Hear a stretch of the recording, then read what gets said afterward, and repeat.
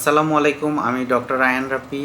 তো আমাদের চোখে কিছু ম্যালিগন্যান্সি বা কার্সিনোমা হয়ে থাকে। এগুলোর মধ্যে রয়েছে চোখের পাতায় হয়ে থাকে মূলত বেজাল সেল কার্সিনোমা হয়, স্কোয়ামাস সেল কার্সিনোমা হয়, মেবোমিয়ান গ্ল্যান্ডে কার্সিনোমা হয়ে থাকে।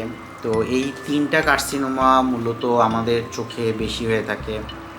স্কোয়ামাস সেল কার্সিনোমা হলে মূলত এরকম চোখের পাতায় এরকম একটা চিত্র ধারণ করে।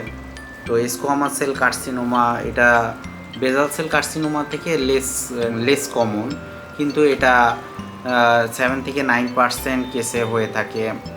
এরকম যদি চোখের আইলিডে কারো এই ধরনের কোনো সোয়েলিং থেকে থাকে, তাহলে এগুলো নিয়ে আপনারা একদমই দেরি করবেন না, অবশ্যই নিকটস্থ চক্ষু হাসপাতালে যোগাযোগ করবেন। এই স্কোয়ামাস সেল কার্সিনোমাগুলোর যে চিকিৎসা, এটা পেরিফেরি অঞ্চলে সাধারণত কম হয়ে থাকে। এই চিকিৎসাগুলো ঢাকাতে হয়ে থাকে বা সেন্টারে যে হাসপাতালগুলো রয়েছে, যেমন Ispahani Islamia eye hospital, national institute of ophthalmology, vision eye hospital, Bangladesh I হসপিটালে সাধারণত এই স্কোয়ামাস সেল কার্সিনোমার চিকিৎসা হয়ে থাকে। তো এটার মেটাস্ট্যাটিক রেট রয়েছে, এটা মেটাস্ট্যাসিসও হয়।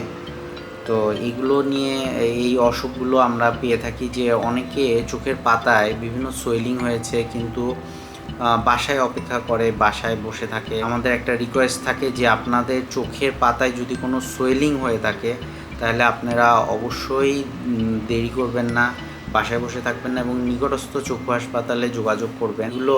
এই অসুখগুলো চোখের পাতায় হলে এবং আপনারা যদি বেশি দেরি করেন, তাহলে অনেক সময় দেখা যায় মেটাস্ট্যাসিস হয়ে যায় এবং খারাপের দিকে চলে যায়। এরকম কোনো সমস্যা চোখের পাতায় যদি সোয়েলিং থাকে, অবশ্যই নিকটস্থ চক্ষু হাসপাতালে যাবেন, এটা চিকিৎসা করে নেবেন।